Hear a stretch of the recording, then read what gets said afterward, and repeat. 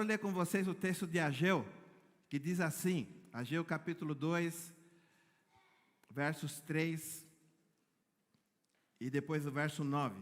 Verso 3 diz assim: quem de vocês viu esse templo em seu primeiro esplendor? Comparado com ele, não é como nada o que vocês veem agora?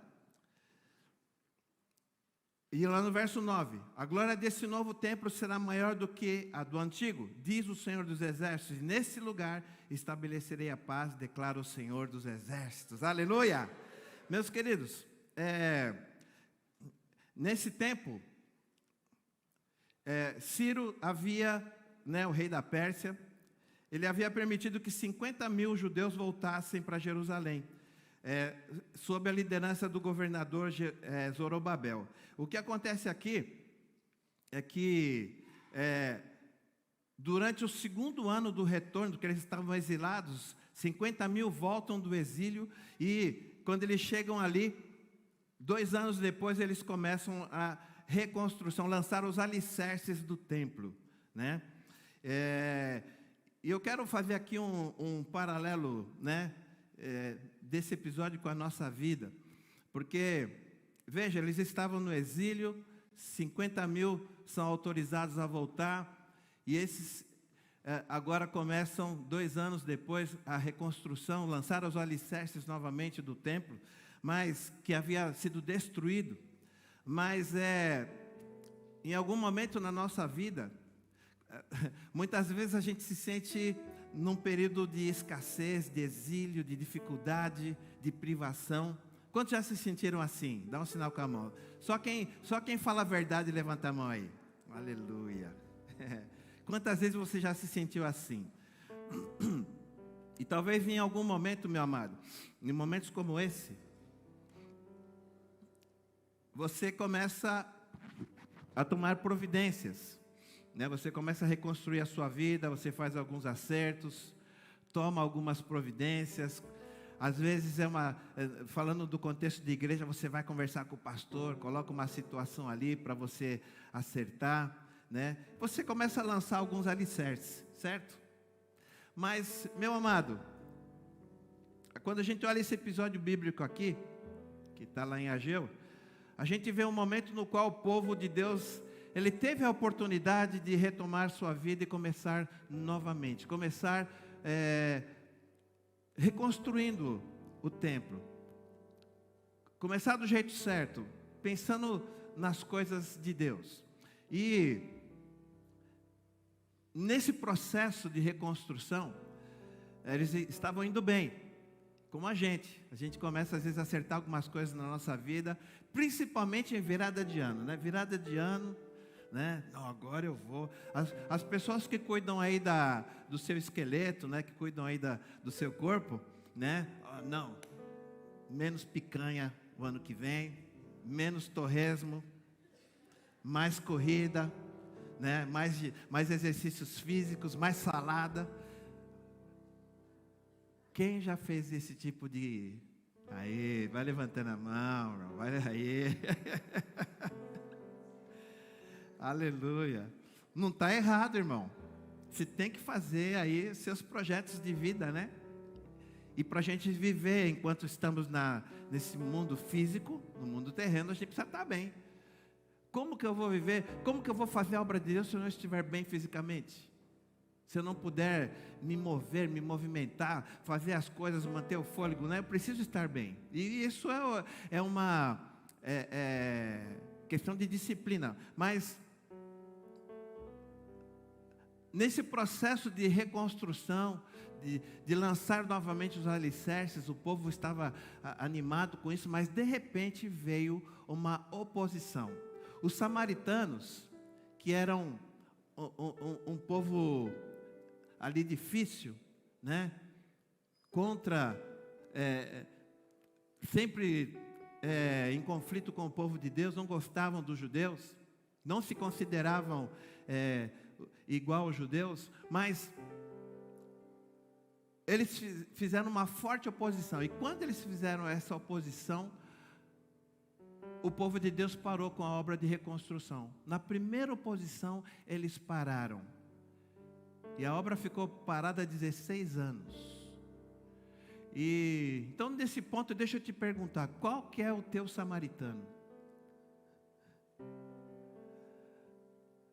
O que tem causado uma oposição na tua vida que tem barrado você? Porque muitas vezes nós começamos a reconstruir coisas boas em nossa vida, mas na primeira dificuldade, na primeira barreira, na primeira oposição, a gente para.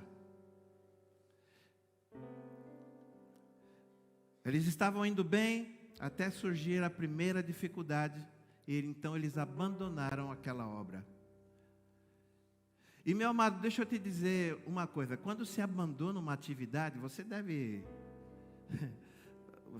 saber disso, entender isso. Quando a gente abandona alguma atividade, a gente abandona alguma disciplina, alguma outra coisa toma o lugar disso que a gente estava fazendo. Ainda que seja não fazer nada, mas alguma coisa toma lugar daquilo. Você abandona uma disciplina, alguma outra coisa toma lugar. E nesse tempo aqui o que aconteceu foi que os judeus se tornaram espiritualmente fracos. Foi quando Deus enviou os profetas Ageu e Zacarias para encorajá-los, para trazer palavras de ânimo, para que eles retomassem a obra. Mas o que eu quero dizer aqui, meu querido, que, por exemplo, quando você estabelece uma disciplina na tua vida, vamos falar de questões espirituais. Quando você estabelece uma disciplina de oração, uma disciplina de leitura da palavra de Deus, você estabelece uma disciplina de estar na casa do Senhor, de estar mais envolvido com as coisas de Deus, você estabelece esse projeto, mas de repente alguma coisa, alguma situação se torna um samaritano, como foi os samaritanos ali naquele momento para o povo de Deus. Uma oposição, uma situação que muitas vezes não é nem uma oposição declarada, mas é algo que tira o teu foco, é algo que faz você deixar de seguir da forma que vinha seguindo. Você estabelece às vezes o projeto de estar na casa de Deus, mas alguma outra coisa, às vezes trabalho, às vezes até lazer, alguma outra coisa tira você da tua disciplina de estar na casa do Senhor. Comodismo, e aí vai. O povo de Deus, nessa ocasião, ficou espiritualmente fraco, porque não estava mais envolvido com a obra de Deus. E todas as vezes que você não fica envolvido com as coisas de Deus, você vai ficar fraco espiritualmente. Não tem jeito. Meus queridos, quando nós insistimos aqui com vocês para que vocês leiam Bíblia, para que vocês orem, para que vocês frequentem cultos, é porque eu sei que com certeza, ao não fazer isso, você vai ficar fraco espiritualmente. E quando você fica fraco espiritualmente, você dá lugar para outras coisas. E aí algumas tendências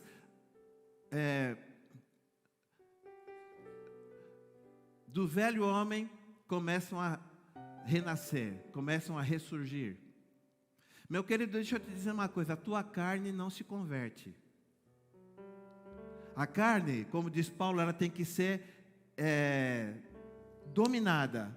Paulo diz assim: eu esmurro o meu corpo e reduzo a escravidão. Porque a carne, ela não se converte, meu querido. Você precisa manter a disciplina para que a carne continue crucificada com as suas paixões. Todas as vezes que você dá espaço, ou vamos falar diferente, todas as vezes que você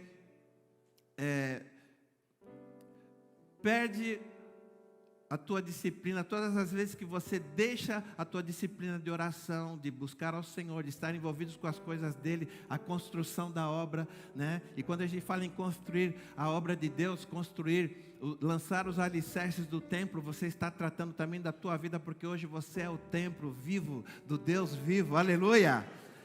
E quando nós falamos de disciplina de oração, estamos lançando alicerces que fortalecem a nossa vida. Mas quando você deixa essas coisas, meu querido, alguma outra coisa vai tomar o lugar. O velho homem começa a ressurgir. Tendências carnais começam a aparecer de forma a levar você a práticas inadequadas. Então veja que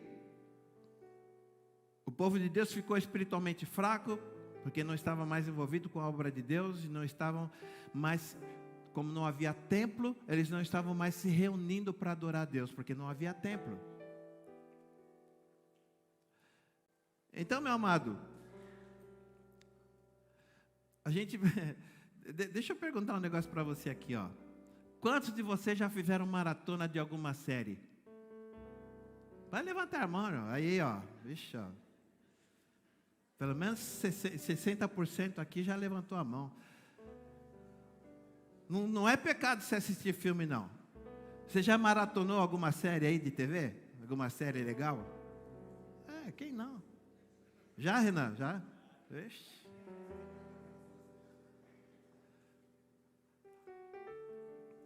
A grande maioria já. Porque, veja, você tem que saber o que você está assistindo, claro, né? Você vai se encher de lixo. Mas e tem aquela geração que gosta do videogame. Quem já ficou horas no videogame aí? Uau! Tem até adulto. Né, Samu?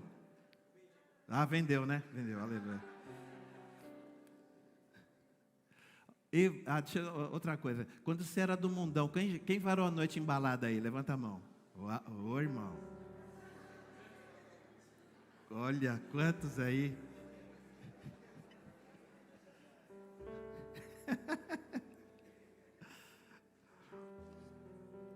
E você sabe que, deixa eu te dizer um negócio, ó.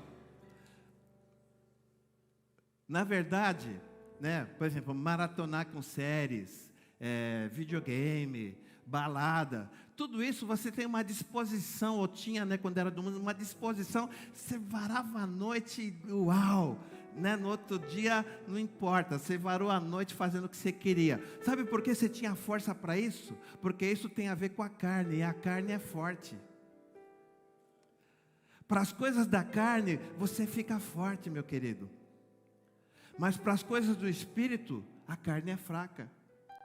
Chama para uma vigília para ver se o cara vem. O cara maratonava nas séries, vai para a balada, mas quando a vigília, não aguento, eu durmo. Mas dorme, eu sei que você dorme. Porque para as coisas do Espírito, a carne é fraca. É por isso, volta a dizer que Paulo diz, eu esmurro o meu corpo para ele não fazer o que ele quer. Eu vou fazer o que o Espírito quer. Dá um aleluia aí, irmão, bem forte. E para isso precisa de disciplina, meu amado.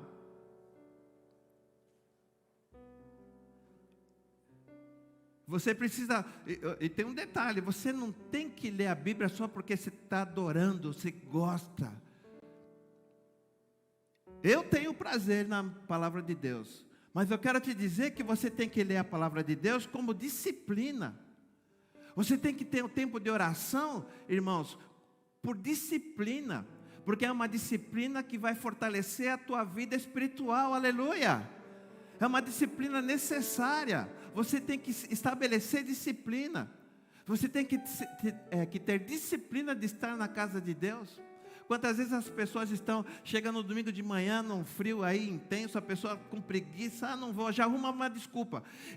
Esses dias eu estava conversando com alguém, não vou revelar o nome, que já disse assim, domingo vai estar frio, acho que eu não vou.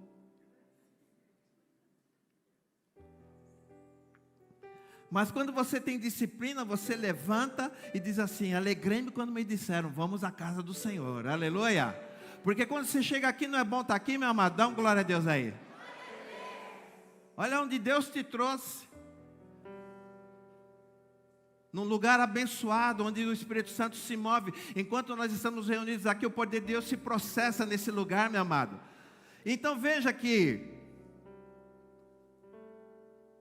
nós precisamos tomar cuidado com aquilo que nós estamos desejando, meus amados. 1 João 2,16 diz assim, tudo que há no mundo, a concupiscência da carne, a concupiscência dos olhos, A soberba da vida não provém do Pai, mas do mundo. A versão NVI diz assim: pois tudo que há no mundo, a cobiça da carne, a cobiça dos olhos e a ostentação dos bens, não provém do Pai, mas do mundo. A ostentação dos bens. Meu querido, deixa eu te falar, só para clarear para você sobre concupiscência. De forma geral, qualquer desejo que priorize exclusivamente a autogratificação ou a procura de recompensa e benefícios próprios, satisfação somente para si, qualquer coisa que esteja nesse nível torna-se concupiscência da carne e é contrário à palavra de Deus. Para você entender melhor, é um desejo exagerado por alguma coisa que se torna algo inadequado. Por exemplo, eu falei aqui de questões físicas. É bom cuidar do corpo? Mas o culto ao corpo já é concupiscência e não agrada a Deus. A pessoa que tem um exagero com a questão estética, exagero. A pessoa, sabe, ela é um exagero, é uma coisa assim que foge do comum. Você tem que se cuidar, você tem que procurar estar bem fisicamente, pratique atividades físicas, né? Arranca a barriga fora, aleluia, né? Esteja bem, meu amado, se cuida, tenha fôlego, vai correr, faz musculação, mas eu estou dizendo que o exagero, o culto ao corpo, isso já se torna concupiscência, é um desejo exagerado por alguma coisa, concupiscência dos olhos. A gente estava falando de maratonar, né, séries. Então, concupiscência dos olhos não é só você ficar olhando, por exemplo, para o sexo oposto desejando. Outras coisas são concupiscência dos olhos também. O desejo exagerado de ver, de assistir, sabe, meu querido, tudo isso é concupiscência. Porque a concupiscência, além de desagradar a Deus, tira o lugar de alguma outra coisa.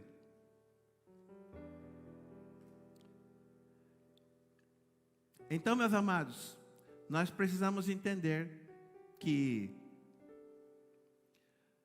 nós estamos cuidando de uma casa espiritual e nós precisamos tomar cuidado para que os alicerces desta casa não sejam coisas que quando vier a tempestade, quando vierem os ventos fortes, essa casa caia. Porque se não for material de boa qualidade, você não estará construindo uma vida como a gente cantou agora há pouco. Que tipo de material você está lançando como alicerce da tua vida, na construção de uma vida que agrade a Deus? Porque isso tem a ver com o que você está fazendo, com aquilo que é prioridade, com aquilo que você está usando como material para a construção da tua vida. E muitas vezes você está lançando coisas boas, mas vem uma oposição e você baixa a guarda, você deixa de seguir em frente. Quando nós olhamos aqui, o povo de Israel estava sendo negligente em reconstruir o templo, o lugar da habitação de Deus. E isso tinha a ver com coisas espirituais. Então, o cuidado com as coisas materiais tinha tomado o coração deles, que é o que a gente fala aqui, soberba da vida, ostentação dos bens. Nós precisamos tomar muito cuidado, meus queridos, porque hoje em dia, quando a gente fala em ostentação de bens, quando você, por exemplo, você olha para as redes sociais, a vida dos famosos, o que é aquilo na rede social? Ostentação dos bens, ostentação de uma vida de riqueza, e aí vai. E muitos crentes estão olhando aquilo e desejando ter aquele tipo de vida. E porque começam a desejar aquilo, começam a seguir aqueles influencers, e aí o que acontece? Eles começam a gastar tempo para que consigam chegar também nesse patamar. E deixam de fazer aquilo que seria o mais importante na sua vida. Porque essa vida aqui, meu amado, é passageira. Enquanto a gente busca os bens que são passageiros, a gente vai estar amarrado a coisas que vão passar e passaremos com elas. Mas quando estamos ligados nas coisas eternas e agarrados às coisas eternas, vamos permanecer para sempre. Dá um glória a Deus aí, meu amado. A ordem de Deus era no sentido de que o povo abandonasse seu egoísmo e passasse a se preocupar com a casa do Senhor. Porque quando a gente lê o texto, daqui a pouco eu vou ler com você, você vai verificar que eles estavam mais preocupados, já que houve oposição, a gente parou a obra, vou cuidar das minhas coisas, começaram a cuidar das suas casas, reformar as suas casas, deixar tudo lindo, tudo maravilhoso, enquanto a casa de Deus ficava abandonada. E com essa atitude eles estavam deixando claro que Deus era irrelevante. O mais importante para mim é cuidar das minhas coisas. Eles não sentiam falta mais de cultuar a Deus, não sentiam falta do templo, de se reunir. E quando isso acontece, meu querido, é porque você está frio. Deixa eu te dizer um negócio. Quando você não sente falta de estar na casa de Deus, reunido como corpo, porque essa aqui é a reunião do corpo. Meu amado, um membro do corpo não pode estar longe do corpo, afastado do corpo. Quando você não tem vontade de estar aqui, entenda o seguinte, eu falo isso com toda a convicção, você está frio espiritualmente. Se você não sente falta desse momento, se você não sente falta de estar com irmãos glorificando ao Senhor, cantando para Ele, se isso é bom para você apenas de vez em quando, significa então que você é um religioso e que Deus é irrelevante para você. Porque uma das coisas que nós precisamos entender, o primeiro mandamento diz: amarás o Senhor teu Deus com toda a tua força, toda a tua alma, toda a tua intelectualidade, a força física. Ou seja, meu amado, amar o Senhor é de todo o coração, com tudo que você é e com tudo que você tem. E essa é a primeira coisa na tua vida. Não é amarás os bens, amarás o teu corpo, não é amarás o Senhor teu Deus. Aleluia! E nós precisamos viver isso de fato e de verdade.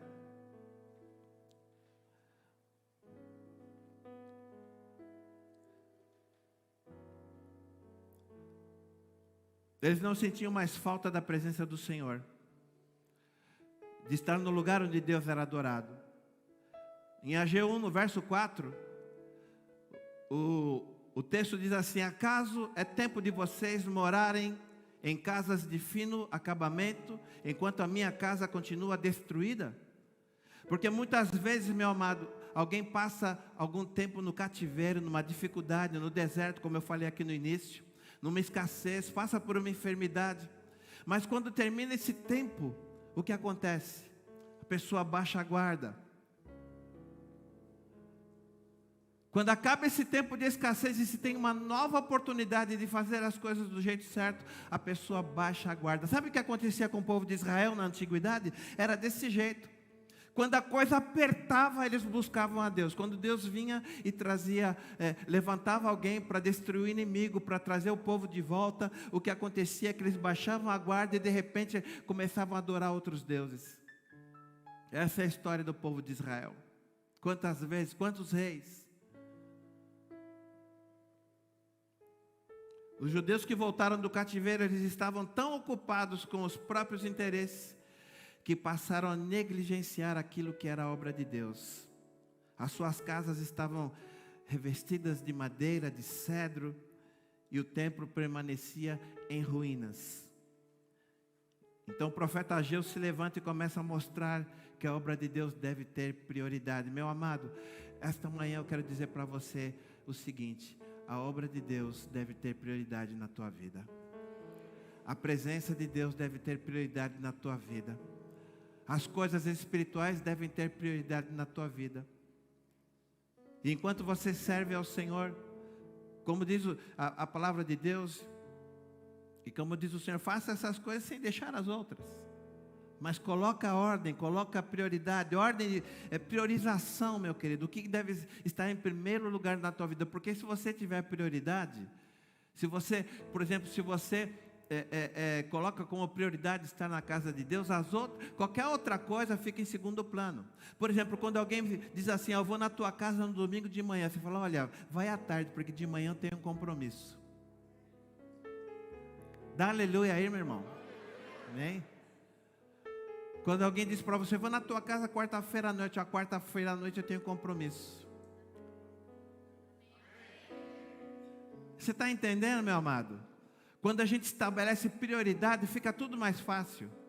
Porque quantas vezes alguém diz, pastor, não vou hoje porque eu vou receber uns parentes, não vou hoje porque eu vou para tal... Irmão, prioridade. Não estou dizendo que de vez em quando não vai acontecer alguma coisa que você não pode controlar, né? Teu parente veio lá da China, vai ficar na tua casa, você não vai, né? Calma lá. Mas estou dizendo, meu amado, das coisas corriqueiras. E você precisa ter prioridade em servir ao Senhor, estar na casa de Deus. Nenhuma outra coisa, nem trabalho, nem time de futebol, nem nada pode tirar você do foco, meu amado. Porque muitas vezes é a final do teu time aí que você ama, né? E vai no estádio, às vezes alguém diz assim, por que os crentes lá na igreja ficam assim, aleluia, glória, alguns saem assim, você vai no campo de futebol, fica, parece um lutador de karatê, né? Grita, pula. Aí na igreja não, irmão, aqui é para gritar, é para pular, o nosso time nunca perde, esse aqui nunca perde, faz gol toda hora, aleluia. Amém, amado? Falar em gol toda hora, eu lembro do Corinthians, mas deixa para lá.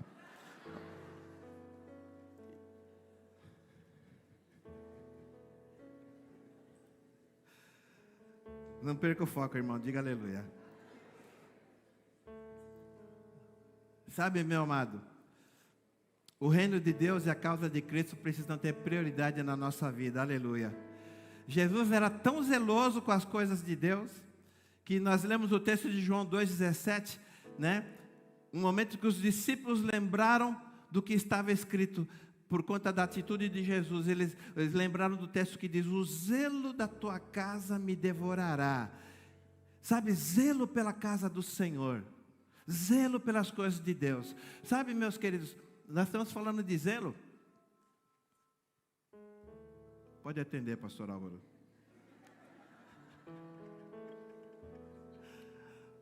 É Jesus chamando.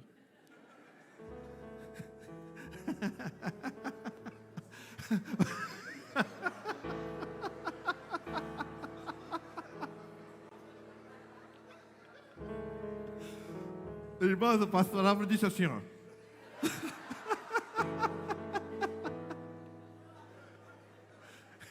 Engraçado, a gente quer estar com Jesus, mas não agora. Legal, pastor. Mas veja, meus amados, o reino de Deus precisa ter prioridade. Como é bom servir a Deus. Olha, que isso esteja no teu coração, meu querido. O reino de Deus precisa ter prioridade. Enquanto você busca ao Senhor, Ele vai acrescentar todas as outras coisas na tua vida. Ele vai fazer melhor do que o que você imagina. Ele é poderoso para fazer infinitamente mais do que o que você pensa. Então, meu amado, larga das coisas que estão te impedindo. Larga do samaritano, irmão. Mais vale um dia na casa do Senhor. Nós temos ensinado isso.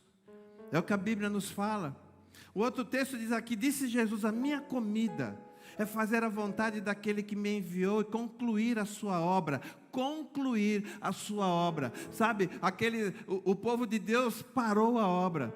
E Jesus estava dizendo, a minha vontade, o meu desejo, a minha comida é concluir a obra do meu Pai. Meu querido, eu vou te dar uma notícia. Existe algo que Deus determinou para você fazer. É para você, diga eu. É para você, existe uma obra, existe algo que é para você fazer no reino de Deus. Deus plantou você aqui para você ajudar, para você fazer alguma coisa, mas talvez algum samaritano, que talvez esse samaritano seja até o teu temperamento. O que está causando impedimento para você? Às vezes o teu temperamento, os teus sentimentos em desordem, isso está trazendo para você tirando você do projeto, do propósito de Deus. A tua inconstância talvez seja o samaritano. A gente pensa de coisas externas, mas muitas vezes pode ser algo em você mesmo.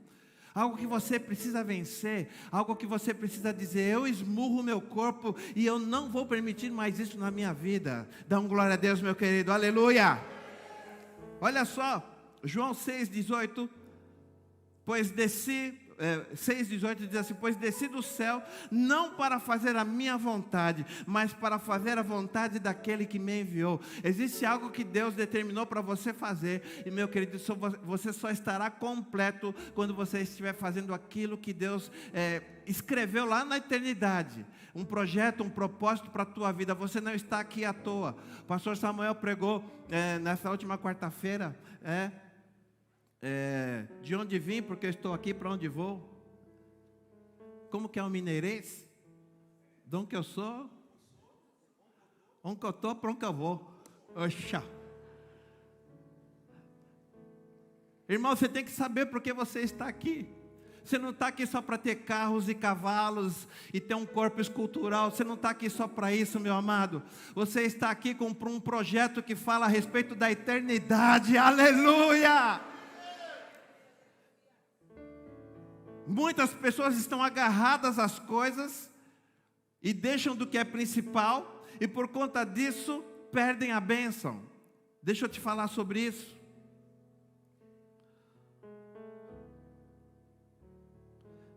Porque, meu amado, o nosso envolvimento com as coisas de Deus vai mostrar o quanto nós o amamos, entenda isso.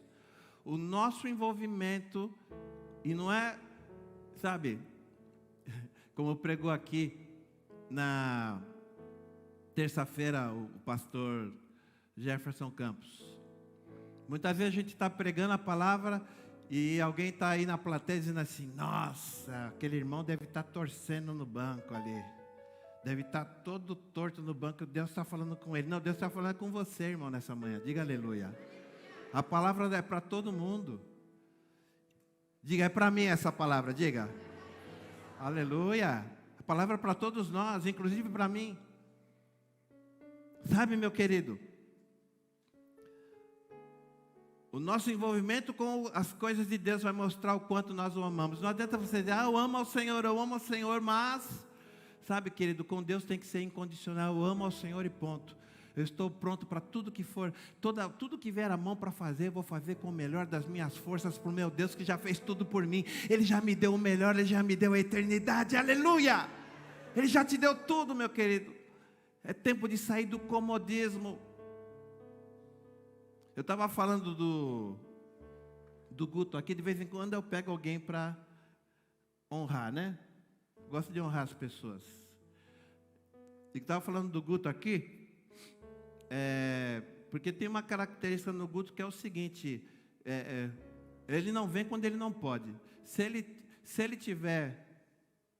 não estiver trabalhando, se chamar ele para vir meia-noite, ele vem meia-noite. Chamar para vir 8 da manhã, ele vem 8 da manhã. Se for para tocar, ele vem para tocar. Se for para trabalhar, ele vem para trabalhar. E é isso daí. Raramente, não me lembro, poucas vezes, sabe, que o Guto não pôde estar presente. Mas quando ele, porque assim, sempre ele pode. Às vezes até a Roseli tinha que dar um freio nele, porque ele queria até estar se desgastando até em excesso. Mas deixa eu te dizer um negócio, meu querido. O teu envolvimento com as coisas de Deus mostra o quanto você o ama. Dá um glória a Deus aí, irmão. Porque, você já viu? Ninguém vai precisar te obrigar assim, ó. Vai dizer, ó, irmão. Ninguém vai chegar e dizer assim: ó, pastor, estou triste. Eu vou ter que ir para os Estados Unidos, na Disney. Eu vou ter que ficar lá 2 semanas, pastor. Me ajuda em oração aí.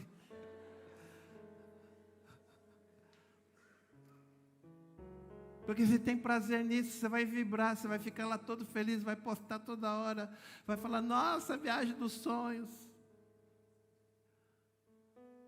Meu querido, olha, eu não vou ser aqui uma pessoa sem entendimento, né, que não tem noção, sem, sabe, não serei uma pessoa não inteligente, porque tudo isso é legal, é bom, claro que eu vou ficar feliz.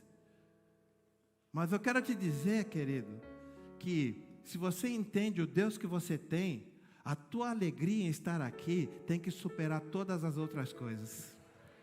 A tua alegria em servir ao Senhor tem que superar todas as coisas. Porque uma série de TV, um time de futebol ou uma viagem tira de você sorrisos e alegria, e na casa de Deus você fica como uma estátua, como alguém que morreu? Meu querido, o quanto você entende o que você está fazendo aqui hoje, o quanto você entende que realmente existe um Deus, que todas as outras coisas vão passar, e o quanto você entende que esse Deus é único, é poderoso, que Ele mandou Jesus para morrer por você, para que você tenha a eternidade ao lado dEle. Meu querido, o quanto você entende que existe um Deus que agora mesmo está preocupado com você, trabalhando a teu favor, enquanto você dorme, Ele trabalha pela tua causa, Ele não desiste de você. O quanto você entende que Ele tem livrado você do mal, mesmo quando você não percebe, os anjos do Senhor estão acampados ao teu redor. O quanto você entende que o Senhor te ama profundamente, e nada pode te afastar do amor dEle,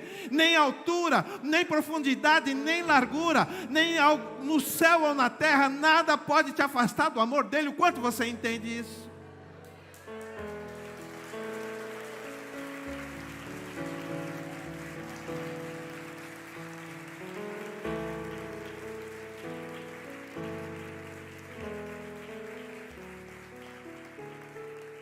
Lá em João 9, verso 4, o Senhor Jesus diz assim: enquanto é dia, precisamos realizar a obra daquele que me enviou.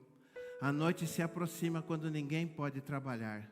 Existe um tempo apropriado para que você trabalhe e faça a obra de Deus, meu amado. Deus está chamando você para algo especial. Aqui no texto de Ageu, capítulo 1, verso 6 em diante, diz assim: olha o que acontece quando nós estamos... já estou caminhando para encerrar essa palavra nesta manhã, mas quando nós estamos envolvidos com as coisas, e a gente tem uma falsa sensação de que estamos conquistando coisas. Deixa eu te dizer um negócio, meu querido. Na parábola, onde Jesus fala sobre o homem prudente que edificou a sua casa sobre a rocha, e o outro que edificou a casa sobre a areia, os dois estão construindo casas. Os dois. Trazendo para a nossa vida, significa que todo mundo pode fazer projeto, e projeto bom. E você pode desenvolver um projeto excelente. Você construiu uma casa maravilhosa, ou você desenvolveu se desenvolver na tua área profissional de maneira espetacular. E não tem nada errado nisso, mas eu estou te dizendo, querido, que todo mundo pode fazer projeto. Aqui na parábola, os dois constroem casas. Talvez a casa, a gente ampliando aqui a nossa imaginação, vamos pensar que a casa daquele homem imprudente que construiu sua casa na areia, foi uma casa muito mais bonita, espetacular, com muitos quartos, muitos banheiros, uma mansão. Porque qualquer um pode construir alguma coisa. Mas, meu querido, quando nós construímos alguma coisa baseado naquilo que é passageiro, uma hora isso vai acabar. E aqui eu vou ler um texto que você vai entender. Quando nós verificamos na parábola, quando vem os ventos, a tempestade, a casa que está na rocha permanece, e a que está na areia vai embora, é destruída, ela cai. O que isso quer dizer? Que nós precisamos desenvolver projetos, sim, mas, meu amado, nós precisamos estar alicerçados em Deus. Aquilo que você faz deve fazer parte do plano e do projeto de Deus.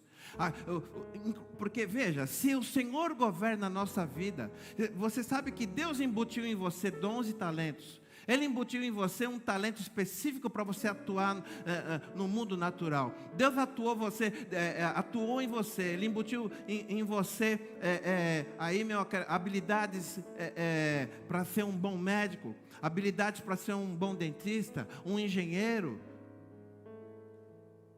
um músico, um matemático, mas Deus colocou em você, meu querido. Mas quando a gente vem para o reino, a gente entende que agora tudo que eu faço também vai glorificar a Deus, inclusive na minha área profissional, a minha vida vai glorificar a Deus. Portanto, quer comais, bebais ou faça outra coisa qualquer, agora, meu querido, você é uma nova criatura e agora tudo é para a glória de Deus, aleluia! Deus faz parte de tudo, não dá para desvincular Deus da minha vida. Bom, durante a semana é diferente, agora na igreja eu sou crente. Não, meu querido, você é inteiramente do Senhor, você vive para Ele. O teu viver, o teu respirar, a tua vida é para o Senhor. E tudo que você faz deve refletir que você é um filho de Deus, aleluia! Aí, meu querido, o texto diz assim, Ageu 1, 6-11, diz assim: vocês têm plantado muito e colhido pouco. Vocês comem, mas não se fartam, bebem, mas não se satisfazem, vestem-se, mas não se aquecem. Aquele que recebe salário, recebe para que coloque numa bolsa furada. Assim diz o Senhor dos Exércitos: vejam aonde os seus caminhos o levaram. Veja aonde a forma de vocês fazerem as coisas levou vocês. Continuando. Subam o monte para trazer madeira, construam o templo para que eu me alegre e nele seja glorificado, diz o Senhor. Deus está dizendo aqui: comecem a pensar nas minhas coisas. Verso 9: vocês esperavam muito, mas para a surpresa de vocês, acabou sendo pouco. E o que vocês trouxeram para casa, sabe quem dissipou? O próprio Deus. Ele está dizendo: eu dissipei. Não foi o devorador, não foi o diabo, foi o próprio Deus. Porque tem um momento que Deus ama tanto você, que se precisar privar você de alguma coisa, pesar a mão sobre você, para você refletir, é isso que Ele vai fazer. Sabe por quê? Porque para Deus vale muito mais a tua eternidade. E por que fiz isso? Agora ele explica. Pergunta o Senhor dos Exércitos: por causa do meu templo, que ainda está destruído, enquanto cada um de vocês se ocupa com a sua própria casa. Por isso, por causa de vocês, o céu reteu o orvalho e a terra deixou de dar fruto. Eu provoquei, provoquei uma seca nos campos e nos montes, que atingiu o trigo de vocês, o vinho, o azeite e tudo mais que a terra produz. E também os homens e o gado. O trabalho das mãos de vocês foi prejudicado. Olha só, meu querido, nesse texto, sabe quem fez isso? Deus. Deus pesou a mão sobre o povo para que eles refletissem. Porque existe momentos que você está orando para Deus remover alguma coisa que foi Ele que colocou. Senhor, tira isso, Pai. Aprende a lição primeiro. É por isso que eu tenho dito para os irmãos: você passou por alguma coisa, tem uma situação, um aperto, seja lá o que for, reflete. Pode ser que Deus esteja querendo te dizer alguma coisa. A gente precisa refletir em tudo que acontece, meu querido, porque há um propósito para todas as coisas debaixo do céu.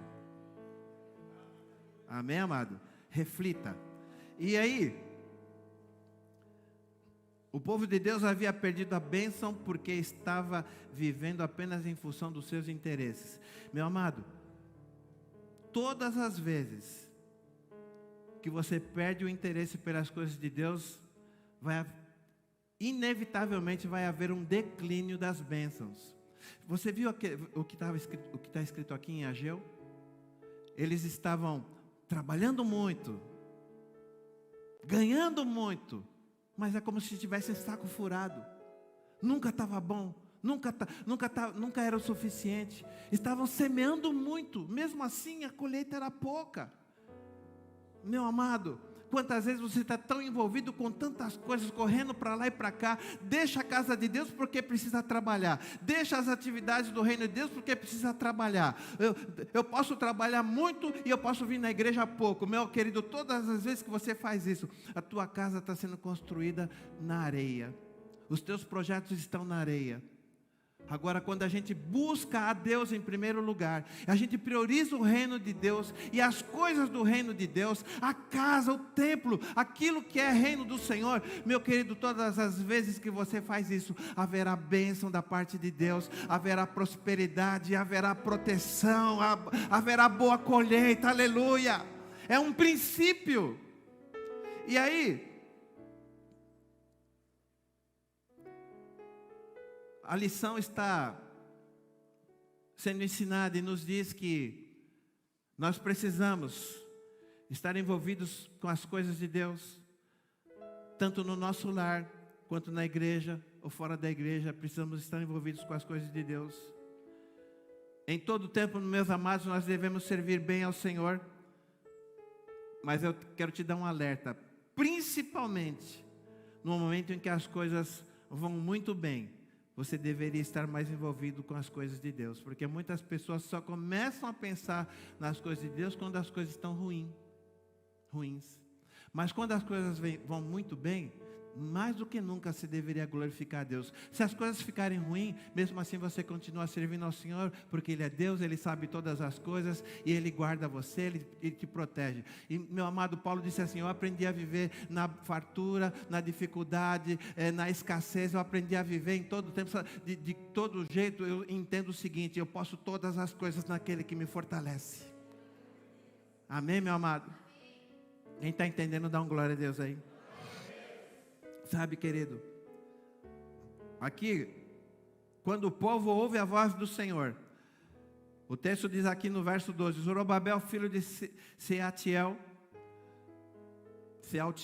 o sumo sacerdote Josué, filho de Jeozadaque, e todo o restante do povo, obedeceram à voz do Senhor, o seu Deus, por causa das palavras do profeta Ageu, a quem o Senhor, o seu Deus, enviara, e o povo temeu ao Senhor. Todas as vezes que você entende a palavra, meu querido, haverá temor no teu coração, haverá entendimento, haverá um ajuste das coisas, haverá uma reconstrução, haverá uma disciplina estabelecida nas questões espirituais. Todas as vezes que você entende. Os líderes aqui e o povo reagiram de maneira positiva à exortação de Ageu. E quantas vezes o povo não age de maneira positiva com respeito a uma exortação.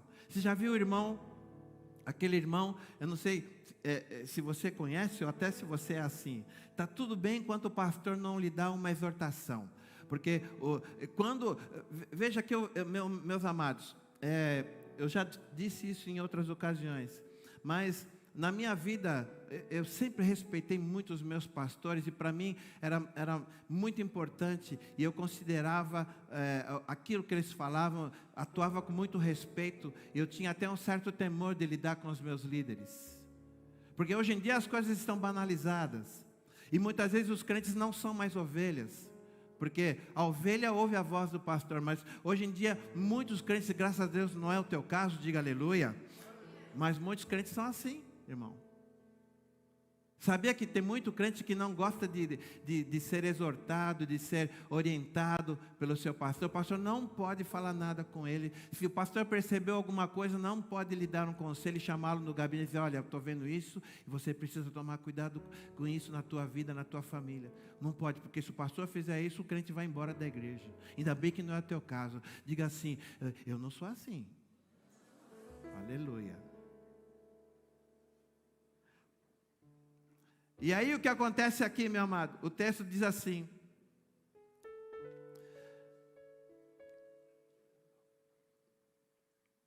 o povo temeu, os líderes temeram ao Senhor e começaram a fazer aquilo que agrada a Deus. Eles obedeceram e temeram ao Senhor, levaram a sério a palavra de Deus, recomeçaram de imediato a construção da casa do Senhor. Quando eles entenderam, agora não tinha problema oposição, porque agora eles entenderam, com oposição ou sem oposição, eles continuaram e foram em frente até terminar a obra. Diga glória a Deus, meu querido. Olha aqui, a gente verifica que antes deles reiniciarem a construção da casa de Deus, quando a gente lê o texto, houve primeiro o quê? Uma reconstrução da forma de pensar. Você precisa mudar a forma de pensar, meu amado. Você precisa reconstruir, às vezes, a maneira de pensar. Paulo diz assim aos romanos: rogo-vos, irmãos, pelas misericórdias do Senhor, que vocês sejam transformados pela renovação da forma de pensar. Você precisa começar a pensar diferente, meu querido. Pastor, é possível nós pensarmos igual? Sim. É possível nós estarmos aqui com a mesma mente e o mesmo coração. Sabe quando tem, sabe, porque, meu amado, você já viu? Isso em toda igreja, sempre tem aqueles que resolveriam todos os problemas. Aqueles que fariam melhor do que o pastor, aqueles que ficam sentados, não resolvem nem a sua própria vida, mas dizem assim: ó, eu faria diferente, o pastor está fazendo errado, mas não resolveu nem a sua vida, nem as suas questões. Não tem nenhuma disciplina, mas ele acha que pode resolver o problema do mundo. É por isso que a Bíblia nos ensina a olhar para nós mesmos, meus amados. Olha para você, cuida de você. E pela palavra de Deus, sabe o que você tem que fazer? Respeitar o teu pastor, ouvir a voz do teu pastor. E aí o texto aqui nos deixa claro que eles mudaram a mente. E nós podemos pensar do mesmo jeito, porque a Bíblia diz que nós temos... a partir do momento que nós estamos progredindo no Evangelho, a gente desenvolve a mente de Cristo. Se eu tenho a mente de Cristo, você tem a mente de Cristo, e se nós temos o Espírito Santo nos guiando, obviamente que você tem que lutar contra os teus sentimentos e as tuas tendências e os teus achismos, você tem que lutar contra isso. E toda vez que vem um pensamento aqui diferente, a gente fala: não, pera lá, eu vou do jeito que o pastor está falando. Aí a gente começa a pensar igual. Amém, amado? Nós temos um Espírito que nos governa. E uma forma da gente pensar igual é obedecer aquele que lidera. É uma forma da gente pensar igual. Aí a gente pensa todo mundo igual. Sabe quando um time dá certo? Quando escuta a voz do treinador. Sabe, querido, imagina num campo de futebol, cada um fazendo o que bem entende. Não tem jogada, não tem estratégia, cada um faz o que pensa. Ah, eu quero fazer assim, eu estou na defesa, mas quero ficar no ataque. Eu sou goleiro, mas quero fazer gol. Sabe, meu querido, tem que ter uma voz de comando. Deus coloca isso. Ele coloca um anjo em cada igreja. Eu pareço um anjo para você?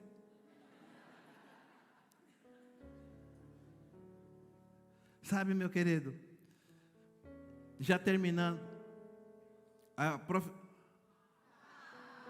é. A profecia inicial de Ageu se deu no primeiro dia do 6º mês, que está lá no capítulo 1, verso 1. E a reconstrução do templo teve início no 24º dia do 6º mês. Aleluia. Teve um tempo aqui, meu amado, de reflexão, de tratamento, e eles retomaram a obra. Deus se agrada tanto que agora Deus promete estar com o povo, porque todas as vezes que você faz, veja que aquele mesmo Deus que pesou a mão, que fez com que as coisas não dessem bom resultado, agora esse mesmo Deus, por conta da mudança de comportamento, da mudança de mente do povo, Deus agora se agrada, e Deus responde à obediência do povo com bênção, porque todas as vezes que você é obediente, tem bênção sobre a tua vida, meu amado. Obediência traz bênção, aleluia. E aí, olha só o texto aqui.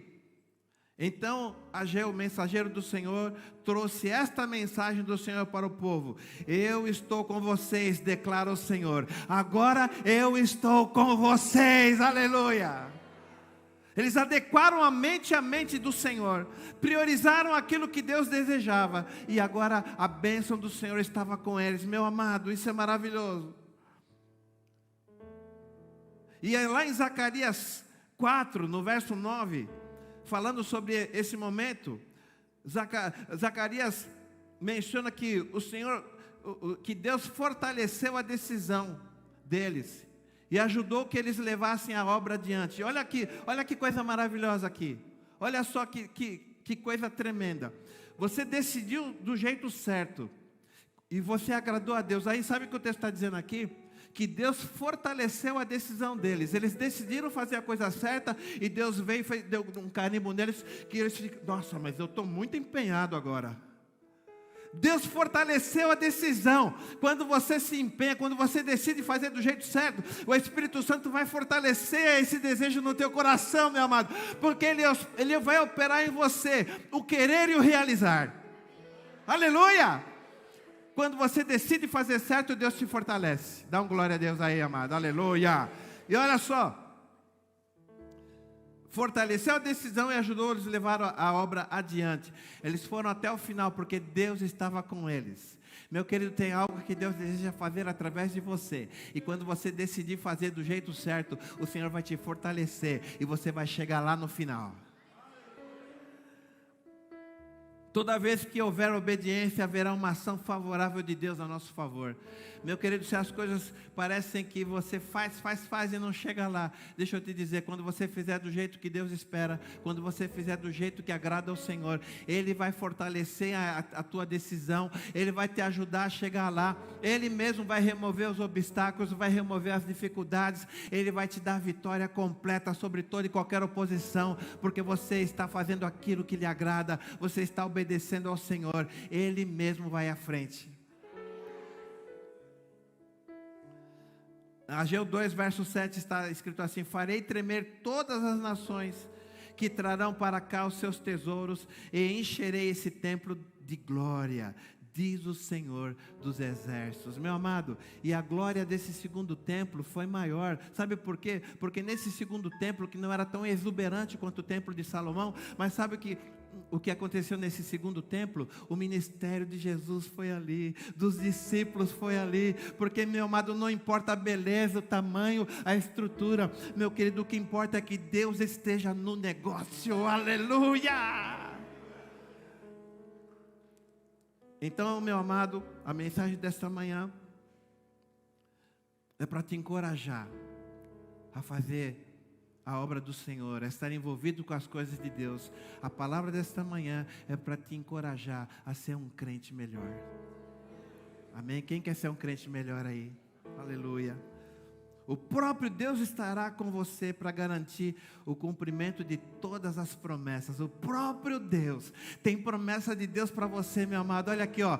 Tem promessa. Eu não sei se isso vai arrancar um sorriso, um glória a Deus, um aleluia, ou não sei. Mas eu quero te dizer com convicção. Tem promessa de Deus para a tua vida. Tem promessa de Deus para a tua casa. Tem promessa de Deus para a tua área profissional.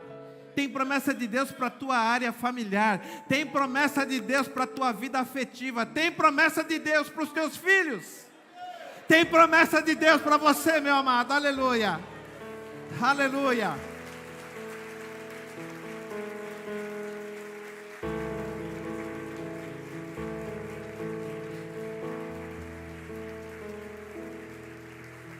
Você só precisa ter coragem, meu amado. Deixa eu convidar você a aplaudir de novo. Espera aí. Mas aplauda aí, ó. Com um sorriso estampado no rosto. Entendendo o que eu acabei de te dizer. Tem promessa de Deus para todas as áreas da tua vida. Aleluia. Aleluia. Se alegre. Creia. Aleluia. O próprio Deus estará com você, meu querido. Diga assim: Deus está comigo. Como guerreiro, todo mundo, Deus está comigo. Você viu como a gente pode fazer sempre melhor? Oh, aleluia. Olha o que o texto diz aqui, Ageu 2:4. Coragem, Zorobabel, declara o Senhor. Coragem, sumo sacerdote Josué, filho de Josadaque. Coragem ao trabalho. O povo, ó povo da terra, declara o Senhor, porque eu estou com vocês, declara o Senhor dos exércitos, eu estou com vocês.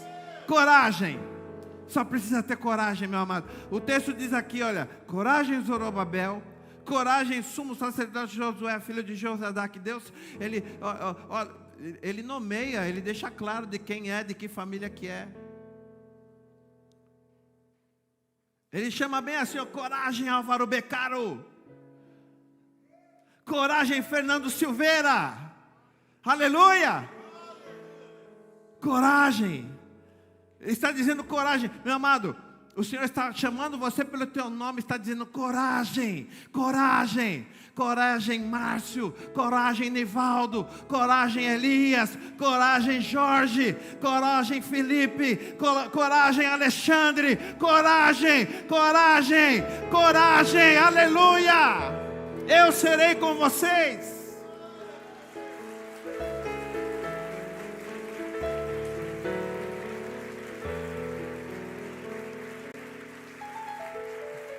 No verso 5 do capítulo 2 ele diz: esta é a aliança, meu espírito está entre vocês, não tenham medo. Olha só a aliança do Senhor: o meu espírito estará com vocês, não tenham medo, o meu espírito estará com vocês. O espírito do Senhor está sobre nós, aleluia, nesta manhã, meu amado.